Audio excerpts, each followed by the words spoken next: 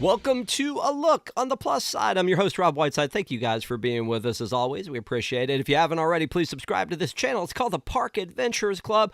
A lot of great content. We hope you guys join us for everything we have to offer, but make sure to subscribe and then also click the bell for notifications and give this video a like and a thumbs up because tonight we're talking about the original 1977 Freaky Friday, and here, to talk about is Stephanie. I was going to try to do some body swap joke, but I feel like it's too early, right?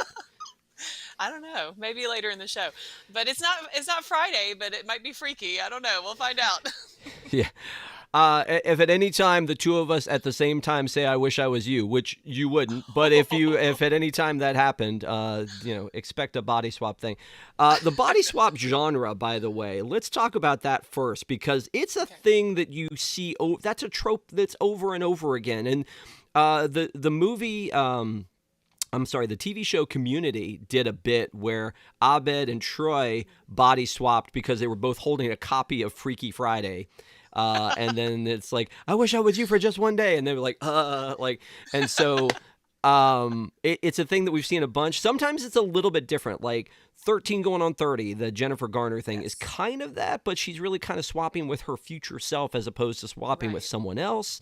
Like there was, 18 again. What is do you have a favorite standout? It doesn't have to be this, but do you have a favorite like standout body swap movie? Oh, I mean, this was the original, I guess you could say that. I did see that there was a Star Trek episode prior to this coming out in 1976. So I think that maybe started the idea, but this was the first movie. This is what I remember like from my childhood. So I don't know. I feel like this one tracks. I like this one. You remember this one? And again, we're talking about the 1977 Jodie Foster Freaky Friday, Yes. which, by the way, in my head, like this is a nostalgic movie for me because I saw this as a little kid. Maybe a re-release, maybe the original, because I could have been in the theater for the original. I don't think so, but this was back in the day when Disney would re-release movies all the time. And so there's a nostalgic piece of this that I feel like I knew this movie pretty well until we went back and rewatched it. I was like, have I seen this since the first time I saw it? Or do I just, like, maybe I saw it in the Wonderful World of Disney or one of those things. But it's a classic staple IP for Disney because they've come back to it very often. I think most people know the Lindsay version of it. But if I pull this up on Disney Plus and look, if I just type in the word freak, there's a trailer for Freakier Friday. Now that's the thing that kind of spawned this conversation for us is that Freakier Friday, the sequel to the 2003 movie, was announced at D23 last year, came out this year. So we wanted to kind of talk about that. But so the Freaky Friday with Lindsay Lohan and Jamie Lee Curtis happened in 2003. And then if you look down, there was in 2018, there was a Freaky Friday. I think it was for Disney Channel, but it was a musical. And then there's this one that we're talking about here, this 1977 one. What is absent from here is that Shelley Long did you see that one? It was Shelley Long did one for the Wonderful World of Disney. Disney went through a kind of a renaissance where they redid in the late 90s Computer Wore Tennis Shoes with Kirk Cameron. Bruce Campbell did The Love Bug. And then Shelley Long did Freaky Friday. And those things don't exist on Disney Plus, and I hate that they don't. But did you see that original? I mean, that one? Yes, I do remember that. I haven't seen it in years, so don't ask me any trivia questions about that one. But I do remember Shelley Long. I do. That's more my, like I said, my childhood. Like that's the era that I grew up in. This one, the 76 one, I wasn't born yet, but my mom would show things from, her age and everything, her teenagehood, and she would play things like this for me because she just thought those were more wholesome and had more of a Disney family feel to it, which it really does.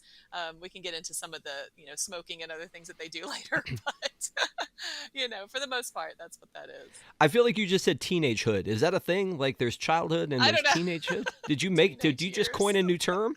I I'm did. not sure I've heard Coin the that new before. phrase. When I pulled up on Wikipedia, you know Wikipedia, when I pulled it up about bodies, like there's a whole page, which it shouldn't surprise me, about body swap appearances and what it says. And it has books, and it has movies, and it has television, and it has television episodes, like specific episodes, Wow. like you were talking about um, Star Trek, where they switch bodies.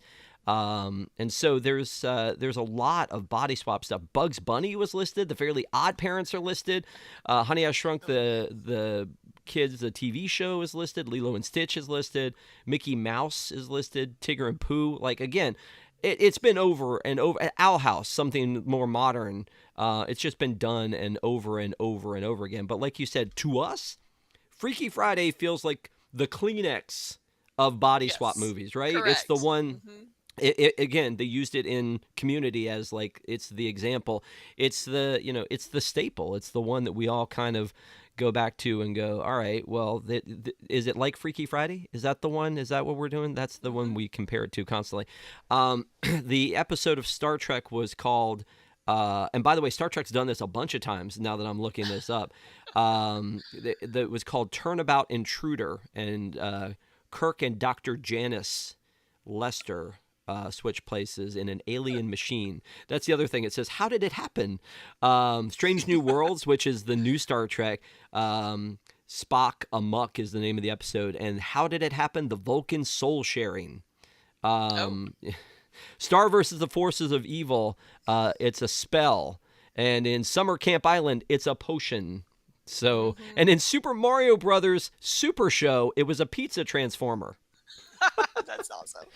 It's such a fun aesthetic, isn't it? So again, we're talking about the 1977 movie. Now, you and I talked about this before, and you were like the 76, because if you Hmm. look it up online, sometimes it calls it the 76, and sometimes it calls it the 77. But Yeah. just for our stat board, and let's pull up the stat board right here, it was January 21st, which is probably why it comes out as 76 or 77. It may have done like a Mm. premiere in 76.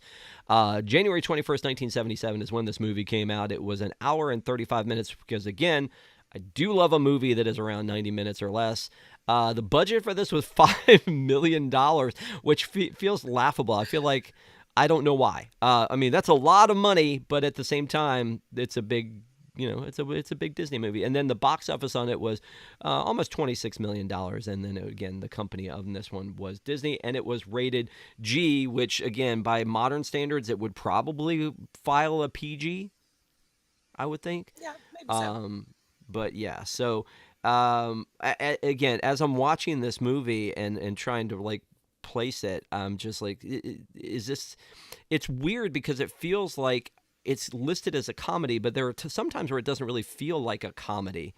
I mean, because the basic gist, as we know, is that the mom and the daughter kind of hate where they are in life, and they're just like, I wish I could be her for just one day. And the body swap part is so 1970s how they Oh, do it. I mean, the intro with the song and the animation, it reminds me of The Parent Trap, with Haley Yeah. Mills and the stopgap animation kind of thing that they have going on there. But I will be honest, I didn't know that this was based off of a book by, I Yes, think it's Mary Rodgers, it and is. she actually wrote the screenplay. So I love it when the author of the book can write the screenplay, and even though it's slightly different, I think the book was set in New York City, and then of course the film is in Los Angeles and everything. But I love it because she can kind of put her original thought and creativity into the screenplay too. Yeah. So she wrote the book, and it was a quick turnaround too, because she wrote the book in 72. And then the Oh, movie is, as we mentioned, like releases January of 77. So, somebody somewhere, I think it was Ron Miller was producer on this one, but somebody yes. somewhere was like, hey, this is a really good idea. We should put this into production immediately. Because that's a pretty tight turnaround. 72, they must have like immediately bought the rights, or made the deal. And so, but the funny part to me is that there are two sequels to this, and we've never seen either, like sequel books, and we've never seen either made into a movie. Even Freakier Friday is not the sequel to these. So, when you Right. have a hit like that, and if you think about like the Kurt Russell trilogy that he did with the Computer Wore Tennis Shoes, and the World's Strongest Man, and Now You See Him, Now You Don't. Like Disney probably seemingly should have jumped on this, but the second movie was, or book was called A Billion for Boris, which was it came out 2 years later, again before the first movie even came out. And then she in '82 was like, let me just write one more, and it was called Summer Switch, because I don't think it's a spoiler to jump ahead to say at the very end of this movie, it kind of felt like they were setting it up for a sequel with the dad and the son. Yes. And they're like, no, the mom, and they're like, no, don't do this. And yeah, so that was a thing. Jodie Um, Foster, if I remember, so I watched like a, into the DVD extras kind of thing yeah. with her in an interview. And it was, I think the DVD, it was the 2003 version of with Lindsay Lohan. And Jodie Foster was talking about the original. But she said in that, she did say that there was one where the dad switches with the brother. So I don't know. I don't know what that was called. She didn't give a title or anything, or even if Disney did it, but it may have been somebody else. But she did mention it, and I thought, oh, I didn't even know that existed. Yeah, I don't. Yeah, I mean, I should have dove deeper into that to figure that out. But again, we're specifically talking about this one movie, so But I do think that the lore of the fact that she wrote two more books that didn't get made, seemingly didn't get made into movies, is a little bit weird. I love these older Disney movies, and I think maybe again it could just be nostalgia, it could be rose-colored glasses, but I love the idea of the original trailers, and I wish those existed more as extras Yes. on Disney Plus, because it's like, and I always use this as an example, like, you won't believe Disney's Freaky Friday. Like, like I could hear that voice in my head, and it's just, there was a formula to it, whether it was the Love Bug or Freaky Friday or Computer Wore Tennis Shoes or whatever. It just like this madcap oddball, like geared to the kids to like tug on mom's shirt to go, let me go see that movie. Like that was like what that was about. But the posters are as Not entertaining great. to me as well. But they're as entertaining to me. It's like this is definitely Oh, not to me reminiscent of what this movie ends up being. But again, the poster, and Barbara Harris is listed as the lead, and then Jodie Foster, and then John Astin, with special nod to Patsy Kelly and Dick Van Patten in this, which Dick Van Patten was barely in this movie. So the fact that he was even on the yeah. poster is weird to me. Best known as, like, to me, as the dad from Eight Is Enough, a TV show out of the hmm 80s. John Astin, of course, known more for being Gomez Adams. Gomez Adams in the Adams Family, or the original Adams Family. And then Barbara Harris, I was like, as soon as I saw her, I was like, where do I know her from? Like, what is it I know her hmm from? Because it's not this movie. And I think that it's because she plays Lady Fanny from Omaha in Dirty Rotten Scoundrels. Oh, really? I'm gonna have Yeah. to go back. That's one of my husband's favorite movies, Oh yeah, honestly. I mean, yeah. Well, it's like if he's in the same club as me, it's must see TV. Yes. But I mean, it's Michael Caine and Steve Martin, hmm and Michael Caine's a con man, and Steve Martin wants to learn from him, and then they run a con on this woman who is Lady Fanny from Omaha, and they're going to hmm take all her money, and they lock up Steve Martin as Ruprecht the Monkey Boy, and it's just like it's like, Hilarity ensues. and hilarity ensues, and it's like, but she looked great in that movie, and that was a good bit after this one. So let's go ahead and so dive into the cast while we're talking about Lady Fanny of Omaha. So Jodie Foster, now known as like a great actress and director, and big deal Hollywood. This was like early on in her career. I think she does a good job. The problem is that during this era, I feel like they do this from time to time, is they find a vibe of an actor or an actress, and then they just keep hiring that person. Right. Because I feel like Tatum O'Neal, I feel like Haley Mills, I feel like Jodie Foster, I feel like they all kind of have a very similar vibe to them. So like originally, I wouldn't necessarily have known this was Jodie Foster. I would have probably thought this was Haley Mills because she was in The Parent Trap and all that. Now she would have been much older at this point, but for some reason in my head, I wasn't thinking Jodie Foster, but I think she does a good job in this one. Oh yeah, she definitely does. She has more of a tomboyish kind of energy, and she herself would say she was definitely like that growing up. And so for this film, I think it was really good to cast her because it's a juxtaposition to the femininity of her mother too, and see how those two things have to kind of come together, but also be their own individual people in each other's bodies, and how does that work? So I think that works really well. Jodie Foster, interesting enough, she's an Academy Award winning actress for Silence of the Lambs and everything. But she says on this interview that I watched, she has no training. She took no acting lessons ever. So she was doing this movie at the same time she was shooting for Candle Shoe, I believe. Yeah. And so this was kind of her first. I mean, she did one film right before that, I think, for Disney, where she said she had to act with a lot of pigs or something about a mountain. But anyway, so this was basically her learning how to act while she was on these films. So I guess she was a natural from the get-go. Yeah. I would say so. I think that that's the thing is, and the casting directors need to find the next, especially with a kid, they need to find like the next big thing. And it must be hard, really, again, casting for kids. I think about like Harry Potter.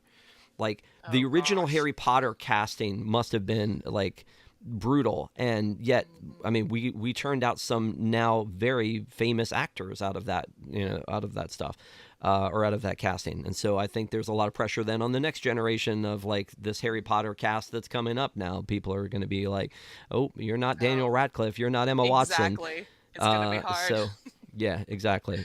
But it's funny to me that then in the '90s they find Lindsay Lohan and put her in all of those roles that these characters were in, and then it's probably that's the same thing as they found. I feel like they found Lindsay Lohan and then brought her into the fold, and she really was a shining star until she wasn't. Well, she's coming back. Yes, She she's looks making great. her comeback. Freakier Friday. She's making her comeback. So as this movie starts, it's like we're getting narration from Annabelle, who is the young daughter, which sets a weird tone for me in this movie. There's a lot of that. There's the inner monologue that they do when they're like, wow, it feels weird in this body. I don't know how I would have preferred they do that. Because again, you can't really tell somebody, "Hey, I'm my mom," and them go, "Yeah, right, I totally believe that." And so they realize, which a lot of movies don't. A lot of movies drive the whole, "I'm trying to explain this to you. There are aliens. I am my mother." Those kind of things where they're not going to believe you, and then everybody thinks they're crazy. In this particular case, they both keep it to themselves. They don't even try to communicate with each Yes. other, really. They just kind of keep it to themselves. But because of that, we hear their inner monologue, which feels a little cheesy at some points, right? Yes, definitely. And on top of that, it's without like a score behind it. So it's just like this empty her talking inside her head. I'm sorry, I stepped on that. Go ahead, tell me your thoughts on that, because I feel like it's a little bit weird. Did you hear my monologue? I'm just kidding. I Those did, are I my did. thoughts. I totally caught that. No, so the part where she's on the bus and she's just saying, "Ah, well, of course." And she's talking like this. This is what it would look like if you didn't have that inner monologue. And her friend's going, "You look insane. I don't know you." Gets up and walks away. So Yeah, I think you have to do some of that. But it is a little jarring, especially when you're talking, when she, as her, in her mother's body, as herself, is talking right. to Boris. But there's a lot of creepy. We got to get to that in a second, but there's a lot Yeah. of creepy about what the connotations are for this, which I think in the 2003, it's funny watching this and going, okay, we're going to bring back Freaky Friday. And they're like, oh, well, how are you going to do that? Because it was the 1977 and it was weird because XYZ. And they're like, oh, we'll fix it. Like, why would they randomly be able to change, places? Well, what if we had them go into, a Chinese restaurant and there's a fortune cookie and, I don't want to make too many comparisons to it, but I think that there are a lot of things that in the 2003 version, they were like, we need to fix this for a modern audience. Well, listen, and Mary Rodgers fixed it out of her book, because apparently in the book, I haven't read it, but apparently in the book, it doesn't even explain how this happens, how the switch happens. And you're reading it from Annabelle's perspective the entire time. You don't even know where Annabelle, the teenager with her mom, is Right. in the book. And so now when she writes it for the movie, she says, well, they say the same thing at the same time on Friday the 13th. Well, so then when it opens, like I said, it's narration from Jodie Foster. So it's disembodied from her voice. So Right. we're hearing that, and then we hear the inner monologue later. So it's just like, it's a weird connection of like devices to use to explain It's a the, lot. Yeah. the exposition to us. It's not, we're not hearing a lot of, we're not getting a lot of it from the character interaction. We're getting it first from the narration and then from the inner monologue. And Yes. again, I don't know that wouldn't be confusing to a modern audience. For kids, maybe it's like, wait, where's that coming from? What are we doing? Do you think Yeah. that would be You're saying that? confusing?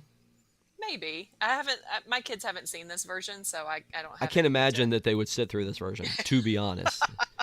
To be honest, it's not madcap enough, I feel like. And that's kind of one of the great things about a body switch movie, is that it's madcap, it's fish out of water, it's, it's over the top. Like her going to like the spa to like get her daughter better haircut, better nails, all that kind of stuff.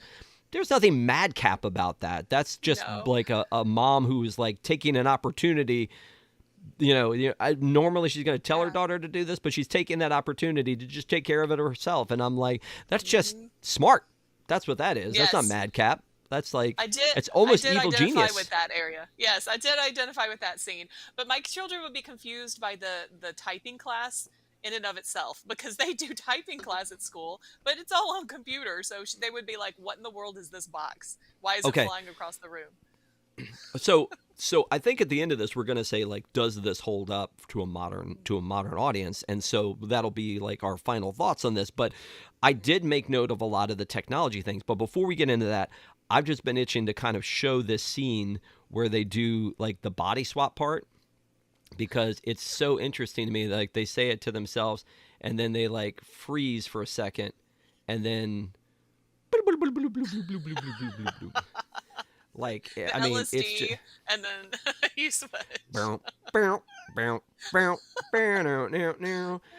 I do like the fact that they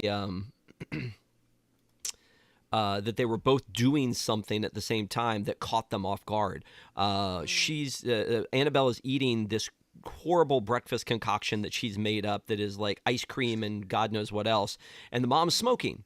So it's a great opportunity for both of them to just choke on their transformation. And this one happens in real time, as opposed to some of them, Big, for instance, or the 2003 version, they wake up with the curse. So like they wake up with it. So I this is interesting to me that it happens kind of in real time. But the other thing you can notice from this is that as they're coughing and things, you can see it, they're green screened, because they kind of have to be to do the switch part of it, I guess. So they're actually green screened, which was interesting. There were a couple green screen things in here that very much felt like Disney 1977. Yes. The water All skiing. the water skiing. The water skiing. All of it. The driving, Yes. even felt like that. And boy, did they love a Volkswagen Bug back in the 70s in a Disney movie, didn't they? So let me go back to what you were talking about before, where you were talking about like the technology stuff. There's a lot of things that I noticed immediately, and I was like, well, this is interesting because it feels like it's out of place, and I don't know that kids would know this. The phone itself, where she has to go. There's the point where she calls back home to talk to her husband, who's really at home with the daughter but doesn't know it, and talking to John Astin, who I don't think did a great acting job in this, by the way. And again, we'll talk about this. We'll go to the cast part. But anyway, Right.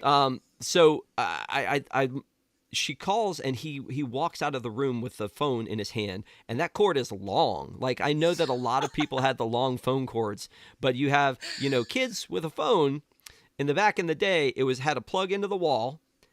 It's called a landline. Look it up. And then it had a plug from the phone to the receiver. Mhm. And so if you could take it a certain distance and then the receiver had to go the next distance, and so he Mhm. drags it across the bedroom.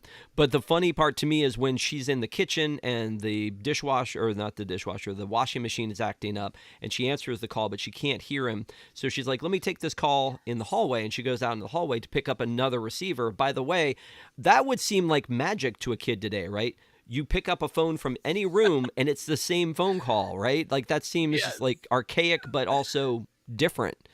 Yeah. And so she then would have to go back to, like, that was a thing that nobody understands. Photography class. Mhm. I took photography class when I was in school, and you had a dark room, and like, and like, but it didn't have just an open door. It was like this kind of like revolving door so that no one made the mistake that she did Oh. about messing up the Mhm. negatives here. So Exposing that it. was, Mhm. I was probably taking at the tail end of people teaching like, photography with like, developing film. Mhm. But because now, like, who would do that?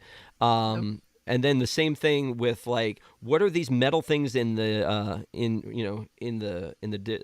washing machine? Oh, they're jacks. Are you kidding me? Do we really think that either of those kids were playing jacks? I mean, like, and do you have to explain that to your kid? And then the typing class too. And what's the funny part about the typing class is that the mom is like, "What is this modern marvel? It's an Mhm. electric typewriter? Like, I can't wrap my head around this modern marvel. Like back in my day, we just typed, and this is an electric typewriter." Mhm. And then the payphone, like the fact that like he's calling 10 from the cents. marina. Well, just the fact Dime. that it exists. And Yeah. by the way, I had this conversation last time we were at Disney. If you go to Mhm. Epcot and you go to the lockers that are right past, like underneath Spaceship Earth, in that their area, there are a bay of payphones still. Still. Yeah, Wow. which I most thought of the they've time taken them you all just out.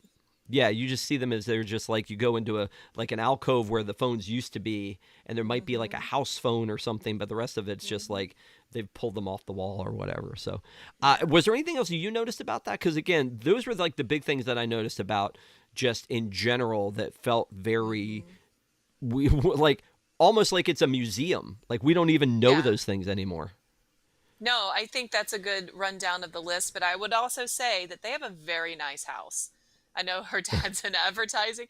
They had double wall ovens. Who had that back in the 70s? I don't know. I didn't have that growing up. We had a wall oven, but wasn't two. So, that seemed like it was a very modern looking, very nice, big home for, a family of four like that. So he definitely was paid well. He was doing well. He was doing well. Yes. Yeah. So let's talk about the cast. So again, as we mentioned, Barbara Harris is listed as the lead in this, Mrs. Mhm. Andrews, and then Jodie Foster as Annabelle. Which, by the way, I feel like because of the horror movie Annabelle, like has weird connotations for me now anymore. So it was really the two of them are like the stars of this movie, and John Astin plays Mr. Andrews. So we see him kind of next the most. And then the one that's listed in the credits, Patsy Kelly as Mrs. Schmoss, who was the housekeeper, is listed on the poster just like Dick Van Patten. And I'm like, do we really ever see them all that much that they should have been listed on there? There's a lot of craziness that happens that I want to talk about next in the household, which is it had to have been a very conventional day for them, how many things that each of them had to do, which I guess you stack the deck because you want to see how each of these characters Mhm. responds. But yeah, so those were the stars. Dick Van Patten, as I mentioned. Sorrel Book, who played the principal, was Boss Hogg. Do you remember Boss Hogg from Dukes of Hazzard? Mm-mm. Was he really? Do you not remember the Dukes of Hazzard? I didn't Am watch I it too that old? much. I'm that old. I watched So Charlie's Angels. Oh so yeah, there yeah, he is. yeah. So he was Boss Hogg, and then Wow. which was like kind of the evil guy in Mhm. he was the evil like mayor of the town or something like that in the Dukes of Hazzard. So I'm not sure you'd be able to find Dukes of Hazzard much anymore because of some connotations with the General Lee car. Yeah.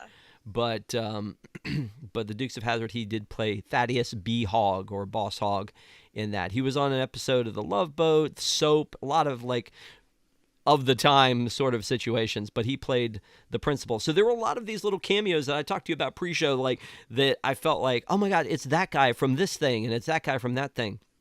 The guy who was there from the drapery store, like, or the drapery cleaners or whatever, which I'm just like, was that a thing?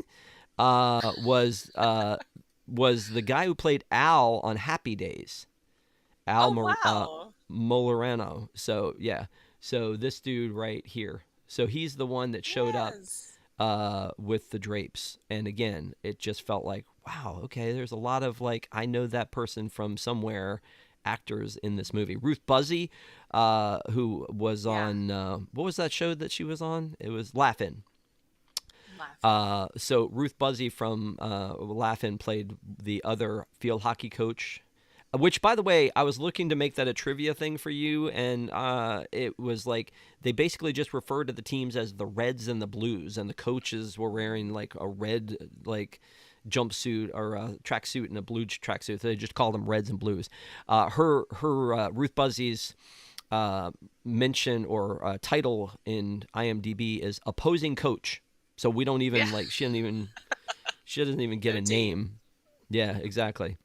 The guy who played Boris, the kid next door, did you recognize him from anything?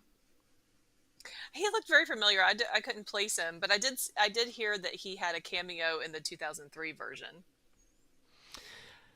Right. So he played Jimmy Olsen in the Christopher Reeve. That's how I know him. Oh, Is he played Jimmy Olsen in okay. the Christopher Reeve Superman movie, which was not far after this that movie took place, I think. So Freaky Friday was 76, Superman was 78.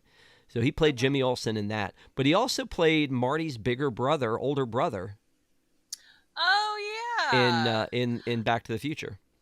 Okay, so tell me I'm probably wrong, but the bus driver for in Freaky Friday, and he says, come on, where's your? You can't be all day. She's trying to get all of her change out of her sock. He looked like the guy from Back to the Future. They said, listen to this sound as Marty's doing the, Oh, guitar. I don't know if it's the same guy, but it looked. I don't know. It could be him.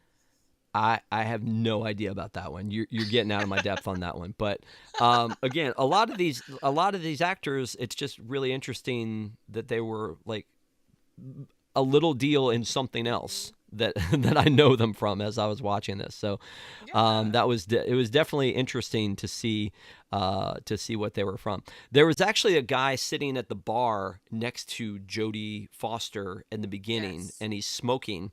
And I was like, where do I know him from? And immediately I remembered he was from a TV show called Get Smart.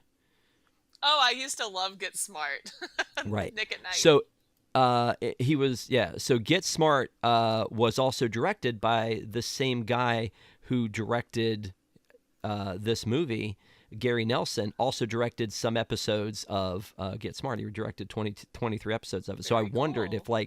that was if that was like the connection was that this guy was in Get Smart. But I feel like he was in several episodes of Get Smart. But I didn't dig deep enough to find out where. But I just remember like noticing him. I feel like he was one of the other agents that was in there. So anyway, a lot of the cast there. I think that probably there wasn't a lot of money. I mean, it was $5 million for this movie. There wasn't a lot of money thrown into the cast in general. I don't know how big Barbara Harris was at this time. But that said, one of the things when you have a body swap movie is how well do they play the other character? I think they did pretty well here. I think so too. I think Barbara Harris did an amazing job, actually. Like, if I had to pick like a best actor in this thing, it would be Barbara Harris, then Jodie Foster, because, Hmm. and I don't agree necessarily with with that in all of the movies, that the adult is the better Mm. actor. But in this particular case, I think Barbara Harris did an amazing job when she's climbing up on the dish or on the, why do I keep calling it a dishwasher, on the washing machine, Washing machine. and like blowing bubbles, or when she's playing baseball, or all of those other things. I think she does a real good job of like kind of being like, 1970s cool teenager kind of a thing. And maybe it was over the top for the time. Maybe a lot of the people who were teenagers in the 70s were like, she's cheesy, she's corny.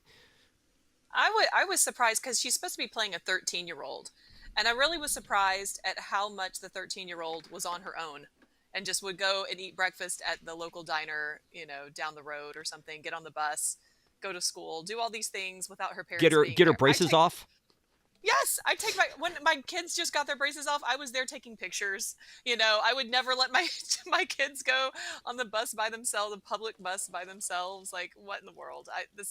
That did not hold up to today's standards for sure. Do you overschedule your kid like that? 100% though. I overschedule all of my children, so we don't ever, we drive 4 or 5 hours every day after school, going to all the different activities. Well, I mean, again, I would say that I as I'm looking at all of the things that each of them has to do in their day, the fact that she's like, oh, I have a typing test and I have an English paper due today. Oh, that could happen. Yeah. I also am in the marching band playing bells, which, do they even have bells in marching bands anymore? I don't know. I'm in the marching band playing bells. I'm the lead on the field hockey squad. Then I've got to go and be the lead in the water skiing pageant at the Aquacade. It feels like there are too many things that she does that she's supposed to be great at for then the mom to think she's like, a spaz, for lack of a better term. Can we say that in 2025? She just like, the mom is like, oh, you don't clean your room and you don't do this, but apparently she gets great grades, and apparently she is like, has 900 clubs and things that she does on top of that. So that's why I was just like, that's the thing. Then cut back to the mom. Now, again, I know this is a big day for dad, but in general, a lot of the things that were happening at the house were not specifically about dad. About dad's event, like the cleaning person coming and the next door neighbor coming for her hair dryer and the drapery people coming. And again, I know that's done for effect to kind of show, oh, being an adult is really hard, But managing a household is hard too, But she's got kids. Yeah. Go ahead. No, that's all I was going to say. I mean, it is a hard job to be a stay-at-home mom. I'm not ever going to knock that, because I'm a working mother, and on the days that I'm not working, I'm work part-time. I'm at home, and I'm like, sometimes those days are worse than the days that I'm at the office, because I can be laser focused on what I'm doing when I'm at the office, and then when I'm at home, there are so many different things that I have to manage, and just remember to get this person this place. Oh, her violin lesson got changed yesterday. Now we got to go and figure out how we get 3 other people, because I got to get her early now to 30 minutes before. I'm calling all these people to help transfer. So it is difficult, and I do appreciate that they made a point to say you cannot say you have it easy just sitting there watching TV and eating bonbons all day. Why is it eating bonbons, by the way? That's one of those phrases that, like, everybody, I mean, we've always said it in our house and my parents. It's like, sitting around all day eating bonbons. Now, in this particular case, she goes and she sits down and she, like, lays on the couch and she eats potato chips. That's true. But why is it bonbons? Like, I don't know. These are the questions we never ask. And fancy. Caviar, then. Like, that's elitist. Right. Don't tell me you don't have jars of caviar at your place. I know you do. One of the things that I found interesting about this, and I don't know if you noticed this or not, because again, I'm 100 versus however old you are. But the fact that there's a bit where she's laying on the couch, as I mentioned, and she's watching TV,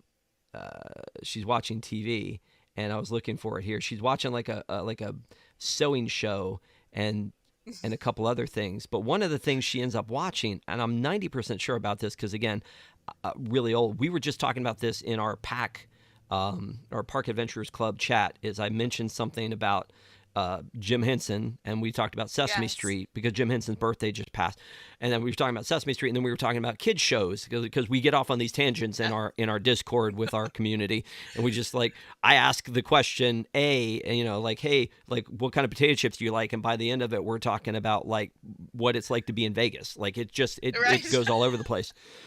In this particular case, we're talking about Sesame Street because of Jim Henson, which then led us to talk about kids shows. Hmm.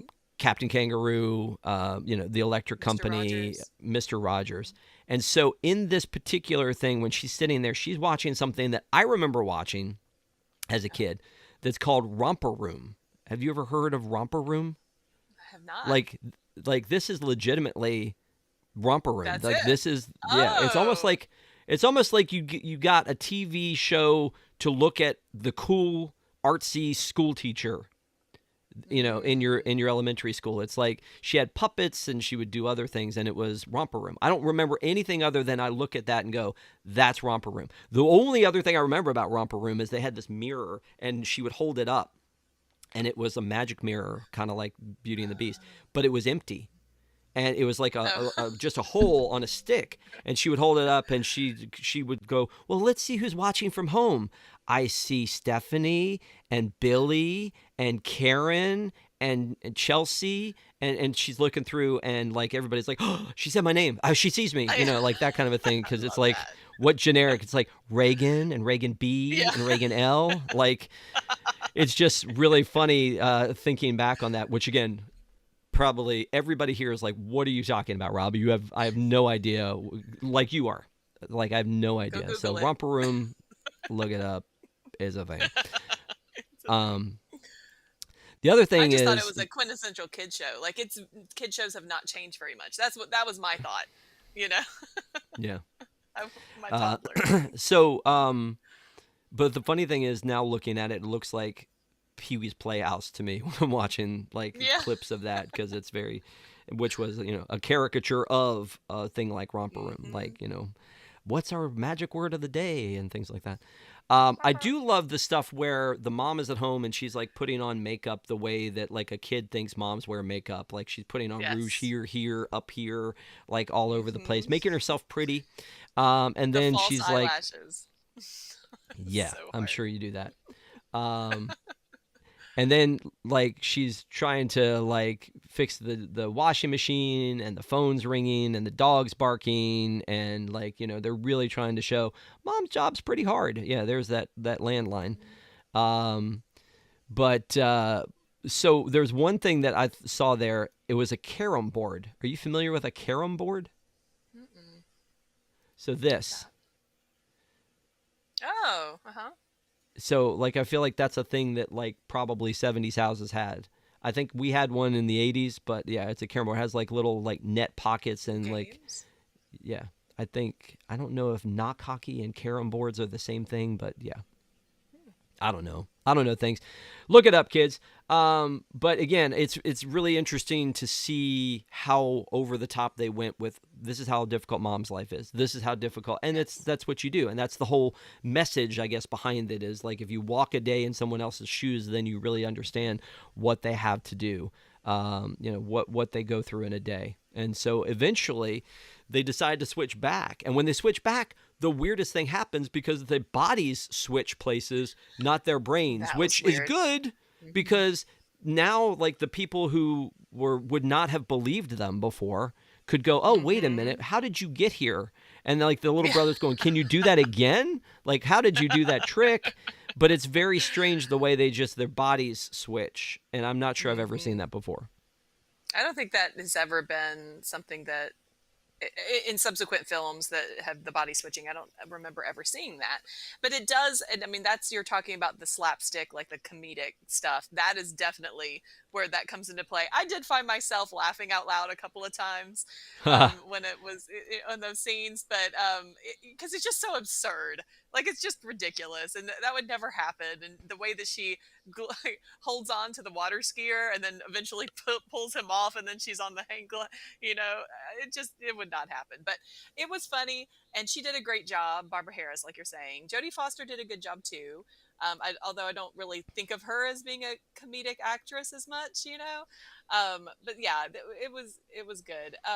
I do feel like there was a secondary, and maybe we can talk about this when we talk about Aston, but I feel like there was a secondary message in the feminism aspect of it, because constantly I mean, at the very beginning when they switched and he's saying goodbye and he's saying, "Oh, I need you to do my shirt and get the one with the ruffles," very 70s. Oh my goodness, like looking at my mom's prom pictures and stuff. Um, the ruffles in the front. I need you to starch it and do this. I need you to cook a full gourmet meal in 3 hours. And she kept calling him, "Oh, A that's male piggish chauvinist pig. behavior." Male chauvinist pig. Yep. Hmm. I did find that interesting as well. By the way, jumping back a little bit to talk about the acting, I think that the little brother Benji, I think that he did a good job. I Yes, mean, I he don't know did. that he like the look on his face when she's explaining what a male chauvinist pig is, and it's Exactly. like he's like okay, he's like I get it. Like I He's think he did a good sympathizing. job. Yeah, I think he did Yes, a he good job. did. Isn't this every wife's now? Maybe okay. I'm gonna get myself in trouble here, Stephanie.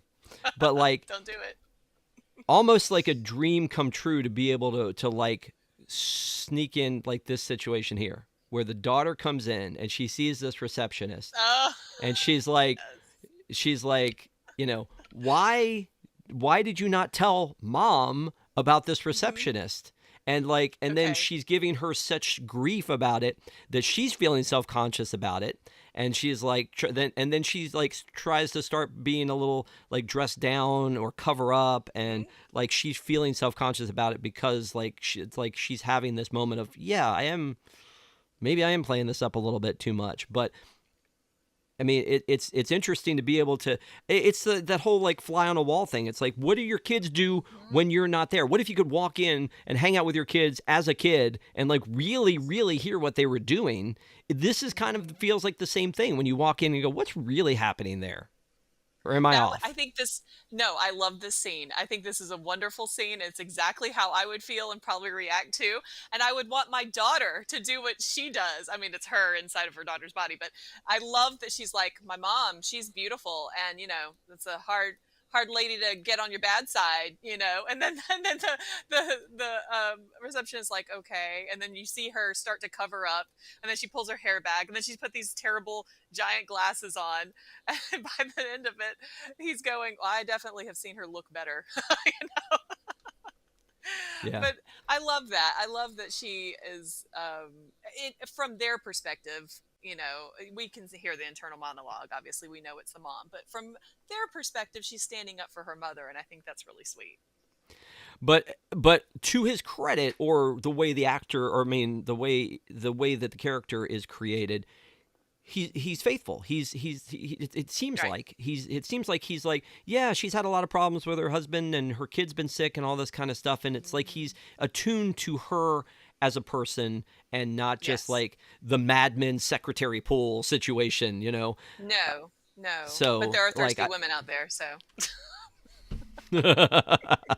wow, you went right to that.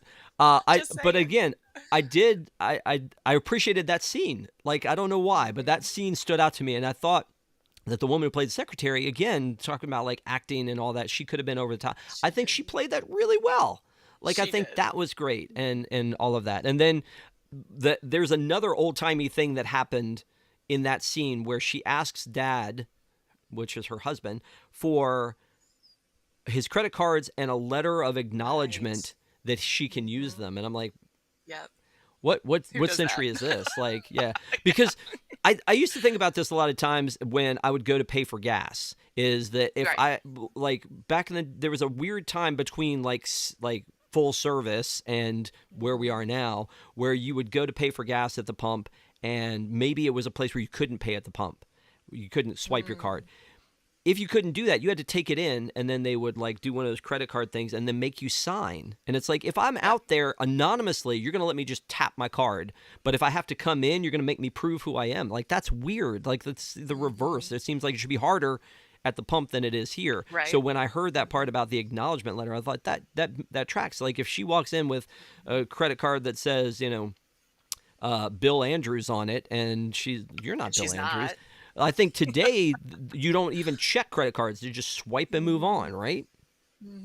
Yeah. Oh, I send my kids into the grocery store, they're 11 and 9, and they can go in and get something by themselves. And I just tell them, just tap it. That's easy. But I want them to learn responsibility and how much things cost and all of that. And so I sit in the parking lot and let them just go in and do it. But nobody ever bothers. So Yeah. nobody ever asks. By the way, this is again, I think, telling of the time. Is there's that digital readout Oh my on the goodness. oven, which was one of those like the numbers flip like an old time The like analog, alarm yeah. clock, and it's got an actual switch on the door for the light, like a physical switch, up, Oh down, wow. turn on and off switch. I feel like I remember having something along these lines in my household back in the day. So it's very, very nostalgic being able to see that. But let's talk about the inappropriate stuff real quick. Let's talk about this. Let's talk about the All fact right. that she, as the mom, calls the little kid next door, Boris, to come over, and she dresses up for him, and she kind of like flirts with him a little bit, and then he's like, "I wish I was 20 years older." Like that felt a little icky. That's Like not. I mean, again, the body swap things. There are always those landmines in the body swap right. thing, and like in Big, when it's like he's literally a Ooh. 13-year-old boy and he's sleeping with a 40-year-old woman Yeah, they here. took it to the That's next level and big. right. Honestly, not Right. great. But they don't really address it here, but it happens a lot. The fact that, she's getting changed out for field hockey means that Hmm. like she's seeing her daughter's body, and then the fact that she's dressing out in this fancy black dress that her husband whispered into his child's ear, like, "Hey, wear that Right. slinky black number that like, not that that was weird or anything, right?" Oh And my then when that gosh. happened, and then she would have been changed into her mother's clothes, like, and Hmm. those scenes we don't see, which is great. We shouldn't, but it Hmm. just means like that happened. And as Yeah. in 2025, I can't like not wrap my head around the fact that that happened. Yeah, and they just kind of gloss over it like you're talking about, but the real problem, the problematic stuff comes, I feel like, with Boris, because he is obviously attracted to her. Initially, he says, "Where's Annabelle?" So you think, "Oh, he kind of likes Annabelle, they're the same age." But then Annabelle, as her mother, is kind of flirtatious with him, and he picks up on that, and he's like, "Oh, here's this, pretty lady, and I wish that, like you said, I was older or you were younger," and that kind of thing, and it's not good. It's not Yeah. appropriate, By you the way, know. the other thing that strikes me is that why is everybody out of school? I think they justify it with Yeah, him. I think he's like got a cold he's or something and sick. he's out of Yeah. school. But like when she goes to pick up her son, or Hmm. basically her brother at this point, and it's noon. Like, don't forget to pick up him from school at noon, and then they go and play baseball with a whole bunch of other kids who are unattended, to your point, in the playground for the most organized game of baseball I've ever seen for 8-year-olds, For pickup maybe game. Yeah, 10-year-olds. exactly. Like, it's just Exactly. I don't know. He's what? a little older than kindergarten age that, would get out at noon and have to go home and take a nap. So I'm really not sure. Maybe it was like a vacation day or something as teacher in service. Let's just say that. They're just Teacher in walking through the service. park. They don't Yeah. know. They don't have any, care in the world. Who knows?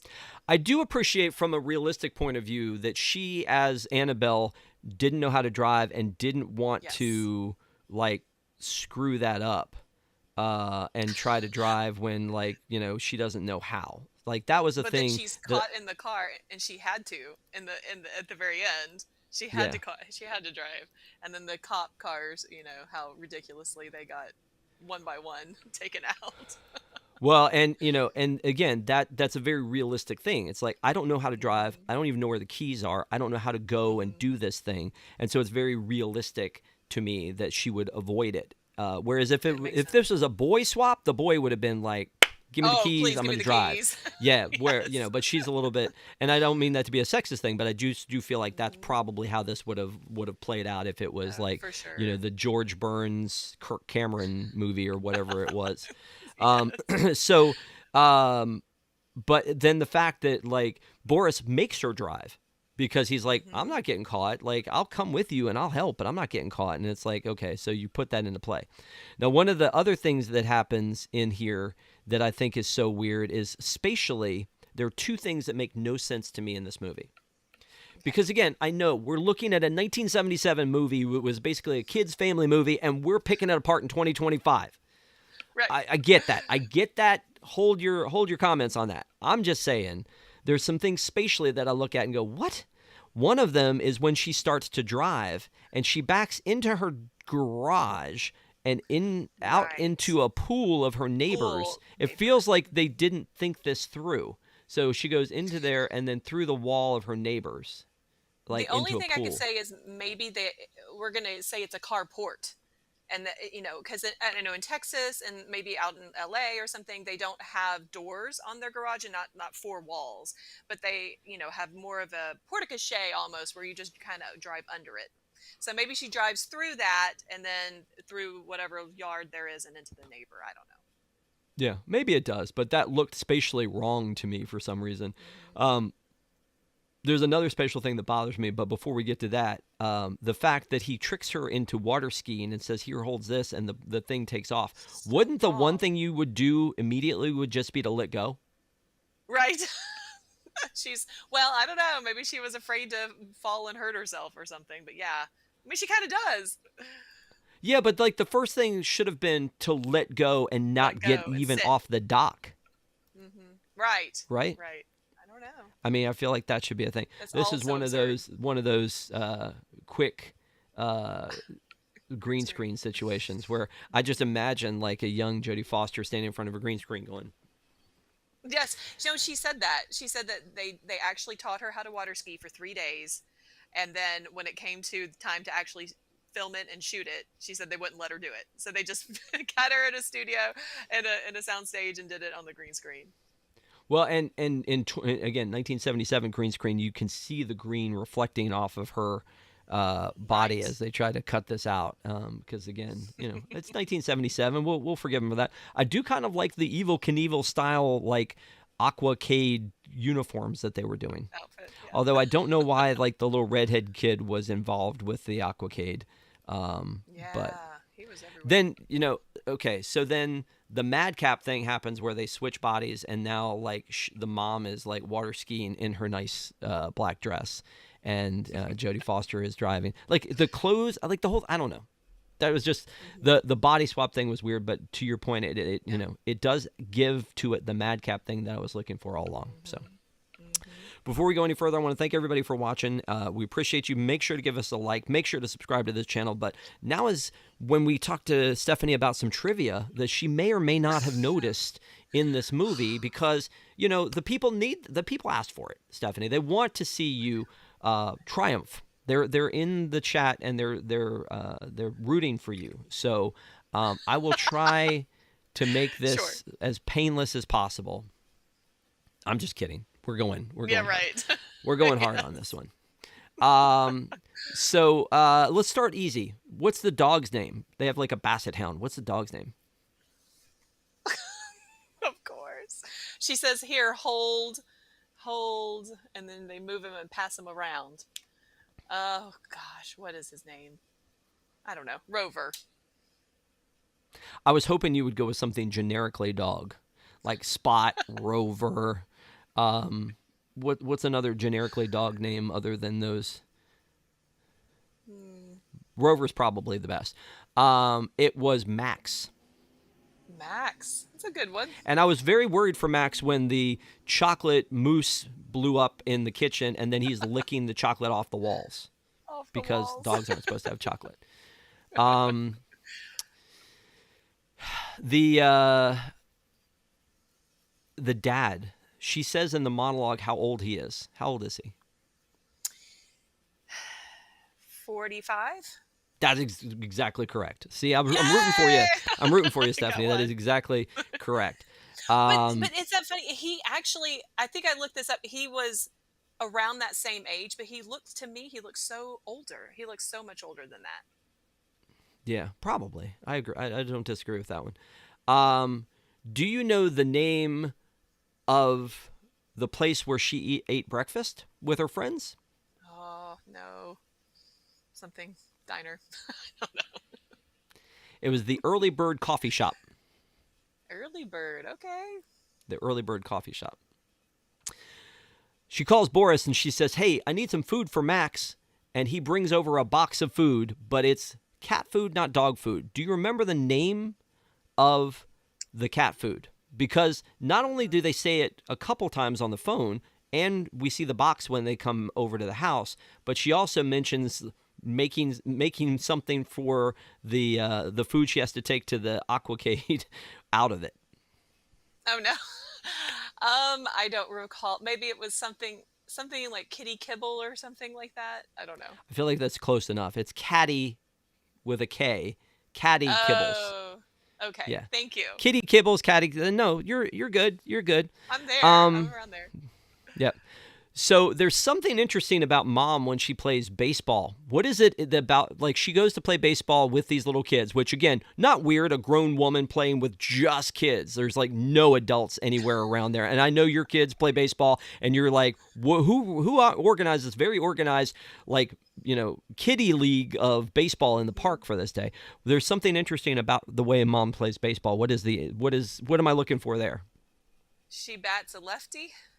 That is correct. That is absolutely correct. See, I knew you would know that. She pitches lefty too. Uh-huh. I don't Which remember her writing anything though. Did we ever see her hold a pen to paper and like? She's supposed to be writing a check, but she gives cash because she doesn't know how to write a check. Yeah, which again, that's kids look right. it up. I love how they're like, "Can you take a check?" And they're like, "Well, I mean, nowadays people don't really do cash, but okay." And it's like, okay, Yeah. in 1977 we were already done with cash. Yes.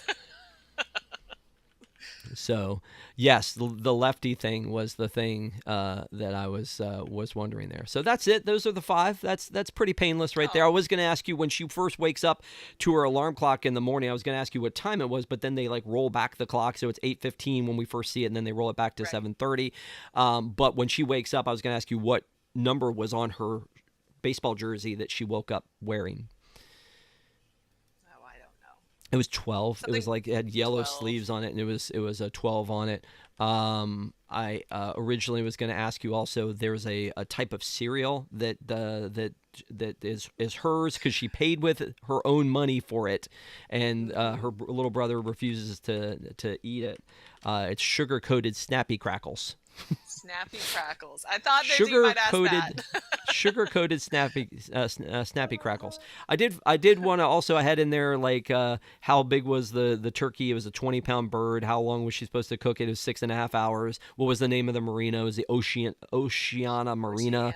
And then also what was the secretary's name? It was Lucille Gibbons, because Lucille. he Lucille. referred to her as Lucille once, but it was Miss Gibbons. The rest of the Mrs. Gibbons, Uh, Mrs. Right, because she was married.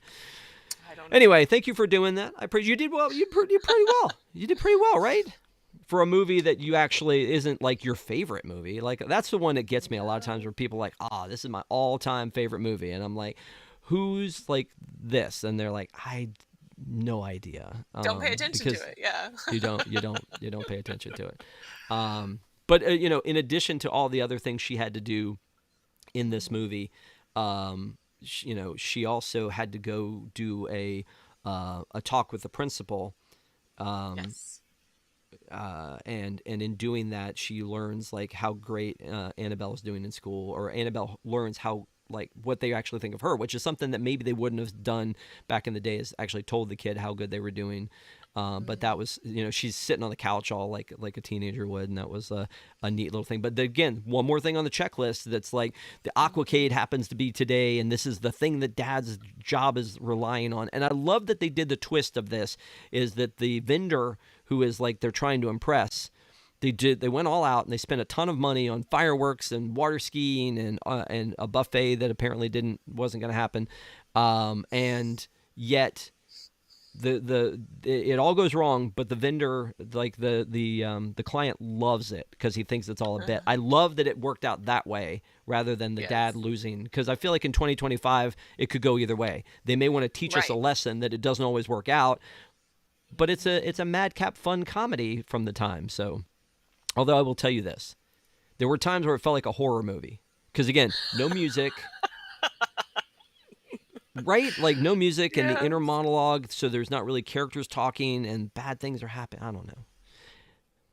So anyway, then like I said, they do the body switchback thing, and then everybody's okay. And then at the very end, they explain it to the dad who. When we cut back to him, he's at the house in a robe because I guess he fell in the lake, and we're cutting back right after that scene happens. Hmm. And he and Benji try to basically at that point switch bodies. The end. The only thing that I didn't talk about, I wanted to talk about, was at the beginning, and you mentioned this before, there's this weird animated intro with a song I feel like I've never heard. No, it was written for this movie and it was sung by the two lead actresses. But isn't that one of those things that normally if you go to D23 or some Disney event, they would play those songs, and I've never heard this song. Like, it's just that we'd never throw back to this one. Now, in 2 years, this movie turns 50? Is that right? 1977 to 19... Yeah, this in 2 years, this movie turns 50. So maybe we'll hear that song. Maybe somebody will redo it. But they didn't redo it for the 2003 movie. Like, it wasn't a big enough deal. Like, it was just weird that you've got these well done opening, animation, weird, not very Disney, I don't think, animated opening with this song that sounds very 70s. Yes. And yet I've never heard the song. So it just hit me as odd. So after this is over, again, a lot of times I try to kind of connect this of what was its effect, what happened next, and did it have any effect on the parks? I don't think it did have an effect on the parks. I don't see a lot of Freaky Friday merchandise, even with the spin-offs, or things like that. We're not seeing a Freaky Friday dark ride happen where you get to like ride through and switch places, and like a kind of a test track mirror on the side where you look and it's the other person in your party. There could have been some trick to that, but this one spawned, like we said, the 1998, I think it was, movie with Shelley Long. No, it was 95. And then we just sweep that one under the rug. And then in 2003, we saw the advent of the Lindsay Lohan movie, which most people know. People know there was an original, but most people watched that one. And then in 2018, there was a musical. Have you pulled that up on Disney Plus? No. It is. That's bad. I made it 15 minutes into it, maybe, because but they made a stage no Rodgers, musical. the musical, huh? Right. They made a stage musical out of this, and then they took the stage musical and made a Disney movie out of it for the Disney Channel. So that was in 2018. And then, of course, as we mentioned, in 2025, they released Freakier Friday. They talked about it.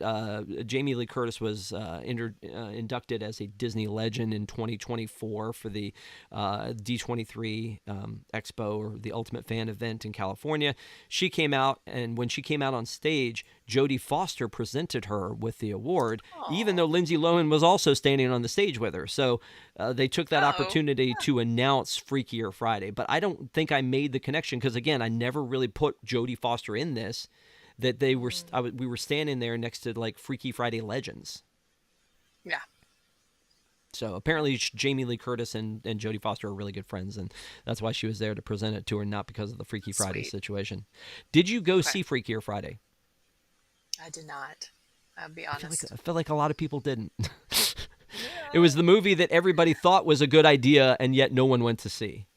Because I feel like there's nostalgia for it. Guaranteed my daughters will want to watch it, when it comes out on Disney Plus. Oh, for sure. Guaranteed. Yeah. Because that's right up their alley. They're all about those, kind of tweeny movies. Tween is not a phrase. I know that much. It's not a teenagerhood or whatever. But yeah, I don't know about seeing it in the actual theater and paying all the money for it, unfortunately. Well, yeah, I'm excited to see it when it comes to Disney Plus, but I was not motivated enough to go see it in the theater. I do like Jamie Lee Curtis. Lindsay Lohan's been great in all the Disney movies she's done. And then they brought a lot of the cast back. So it's funny to think that it's a throwback movie in essence, and yet it's not throwback to the original. It's a throwback to this one. By the way, just a little nod as I was reading through. Apparently, Boris's real name is Morris, and Annabelle screwed it up. Yes. And then, as you're looking at the credits for Benji, it says his name is Ben Andrews, aka Ape Face. Yeah.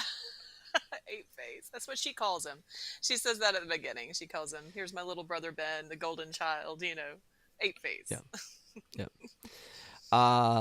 So anyway, like I said, it has a long legacy. It feels very similar to the Fantastic Four, where there was a 1994 version that didn't make it, and there was a 2005 version, and then there was a 2015 version. For this one, they keep bringing it back, but I was surprised there was never a sequel until we saw this one come out for Freakier Friday. So Right. yeah, if you can stomach it, watch that. And maybe you could be the Freaky Friday correspondent, and you come back and we'll talk about that musical version, and or Oh maybe we my talk about goodness. Freakier Friday once it hits, and what you thought about that one. But anything else before we go to final thoughts on this one? No, I liked this. I liked the again. I think because Mary Rodgers was able to, who wrote the book, who wrote the story, and she was able to write the screenplay for it. It was so very close to her original work, and it really incorporated the sense of empathy for the other side, like literally to walk a day in someone else's shoes and to feel their pain, and so you understand them better, and then that makes you appreciate them better. And I as a mother of four daughters, I can understand that, but I've never wished to be walking in their shoes. I'm good. What a lesson to be learned, and I do think that's the thing, is that it's got a lesson about understanding or being mindful of the other people, Yes. the other person that you're thinking of, and then it's also got the whole body swap slash comedy slash madcap slash fish out of water, because that everybody loves a good fish out of water story, and it's like when Annabelle is in her mom's body, she's fish out of water, and she's trying things that we think of every day of as normal, like doing laundry and makeup and all of the and cooking and all of these things that she just doesn't understand what her mom does. And apparently her mom has not prepared her for any of this stuff either, which is interesting. So That's a good point. at 13, but again, she's a different vibe. She's a tomboy. She's really more her own person, and clearly doesn't necessarily need to do all of these other things. So all right. Well, thank you guys for watching. I appreciate it. We love doing these movies. A look on the plus side. So if you guys have any recommendations of things you'd like to see, let us know. I do want to give a big shout out to our pack members, our Park Adventures Club. We love our pack. Thank you guys so much for being here and supporting our channel. And a big shout out to our Zebra Mezzanine and Treasure Room supporters. You know who you are, but we appreciate you. And we've got so much content on this channel. If you want to go back last Friday, Stephanie's show Castaways was on, and she talked to one of her friends from her past Disney life. So please come check that out. And that's going to be on this channel. And then coming up this Sunday, we'll return to our Park Adventurers Club meetings at 8:30 on Sunday night, and then on Friday night, I'm probably going to be talking a lot about my Japan trip. So maybe join us there 8:30 on Friday night. We do content every Friday night at 8:30, Sunday nights at 8:30, and Wednesday nights at 9 o'clock for a look on the plus. Stephanie, now is the time. Now is the best time, because I'm going to ask you. You got a friend who's like, Stephanie, you're my Disney guru, and I'm going into Disney Plus, and I'm confused because there's a bunch of Freaky Fridays in here. Would you recommend this version?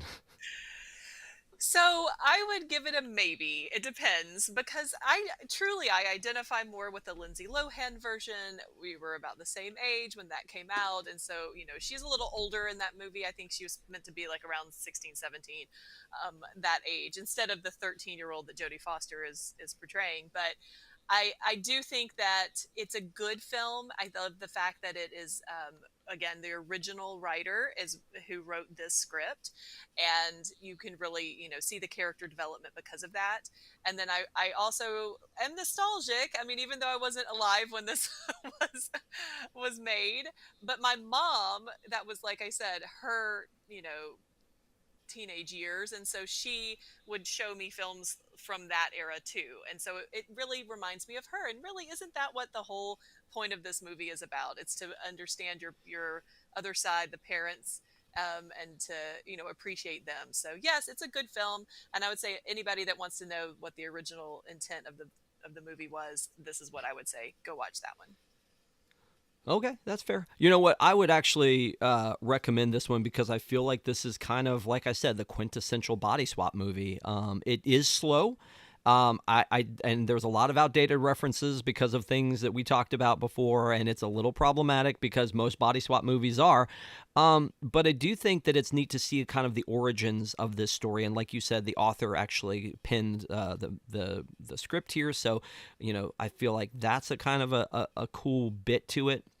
But because it is spooky season, and I mentioned this before, it kind of feels in some times like a horror film because of the people that are yelling at her and like the lack of score during kind of some of the more intense parts. So one of the reasons we're doing it now is it's freaky. It's freaky, and it's the spooky time of the year. Stephanie's all ready for it, obviously. So. Yeah, definitely. I would recommend it, but with the caveat to say it's an hour and 35 minutes, and it feels like every bit of that. Yes, I agree. So I would recommend it for adults who want to who are Disney fans, who are like, this is a piece of Disney that started it all. But for kids, yeah, I think the Lindsay Lohan versions of all of these movies, The Parent Trap and Freaky Friday that she redid, and even Herbie the Love Bug, I think the Lindsay Lohan versions are better suited for this next generation. But it's nice to go back to the originals. I feel like, especially if you're enjoying a show like this or you love Disney lore, I feel like you gotta go back and watch this one. And I'm glad we got to go back and watch it. It's gonna be a minute before I go back and watch it again, though. I agree. Isn't that weird that I would recommend it, and yet at the same time I'm like, I'm glad I don't have to watch it again tomorrow. There's so much out there. There's too much content to consume. Yeah, no, true. And again, it shouldn't necessarily. But again, it's the one. It's the blueprint. It's the Kleenex. It's the Coca-Cola. Yeah, it's the one that kind of started it all. But let us know in the comments what you think. Stephanie, thank you for doing this. As always, appreciate you. Go back and watch Castaways and all the Castaways episodes because Stephanie rocks at that one. So it's a really fun show to watch, and appreciate you guys. Have a great week. We'll see you hopefully Friday night for Rob Loves Everything. We'll go through some of the Tokyo stuff, but then meet us on Sunday night for our meeting of the Park Adventures Club at 8:30, or we'll see you next week for another look on the plus side. Have a great week, everybody. And again, don't make any weird wishes because honestly, I'm afraid for the body swaps. We don't need any of that out here. Yeah. Yeah, not on Friday the 13th. Exactly. Have a good one, guys.